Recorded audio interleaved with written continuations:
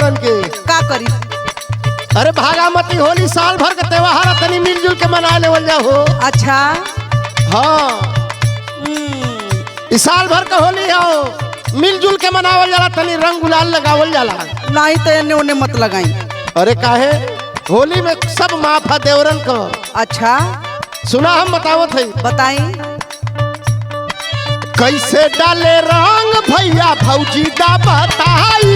कैसे डाले रंग भैया भौजी दा बताई। कैसे डाले रंग भैया भौजी दा बताई। डाले के तरीका हमके दातू समझाई। ओहो हो इतना भोला मत बन।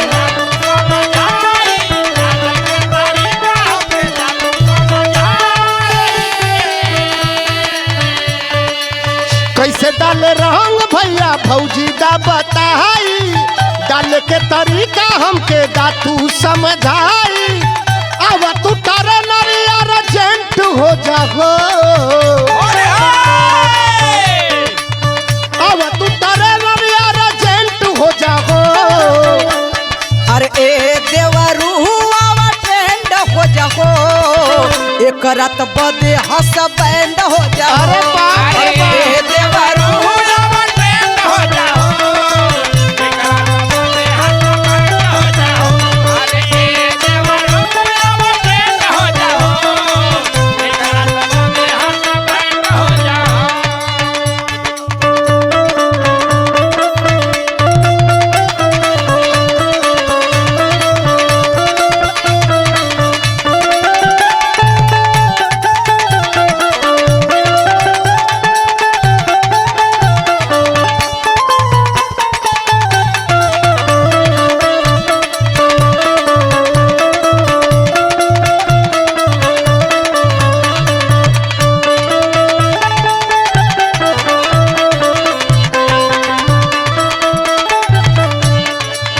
अरे बाप रे बाप।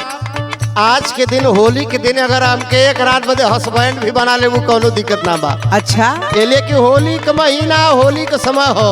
हाँ एमई सब कुछ माफ होला देवरन को। यही से तो कहता नहीं कि एक रात बदे हस्बैंड बन जाए। बिल्कुल बिल्कुल हम तैयार है। रंग गुलाल पहले लगवावा बाद में हस्बैंड। अच्छा सुना हम बतावत बताई होके तैयार भौजी लालू दिल जीत हो। तोरा खातिर बढ़ गई हियरा में प्रीत हो।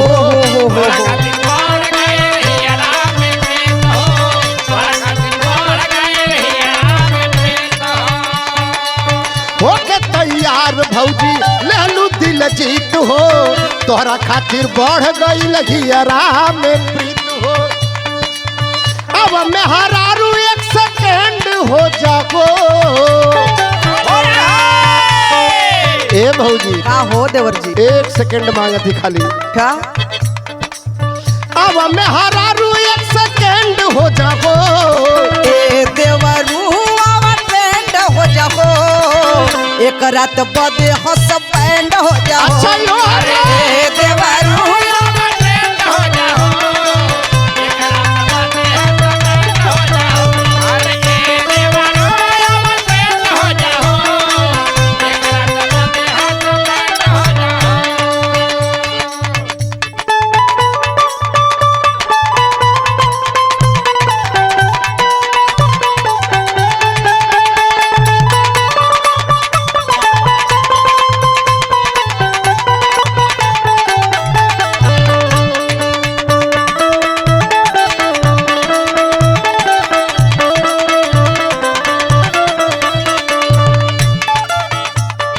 ए भौजी का हो देवर जी?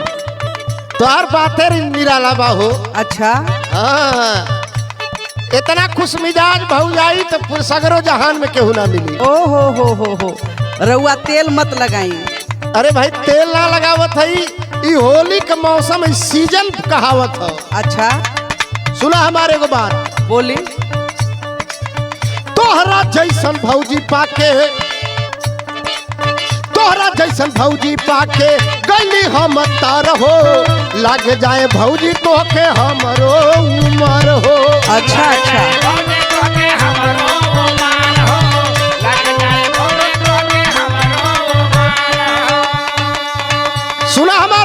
ध्यान से सुनावा सुनावा सुनत तोहरा जैसन भौजी पाके कैली हम तर हो लग जाए भौजी तोहके हमरो उमर हो राहुल कराल सेटलमेंट हो जागो राहुल कराल सेटलमेंट हो जागो अरे ए देवरू आवा ट्रेंड हो जाओ एक रात बदे हसबैंड हो जाओ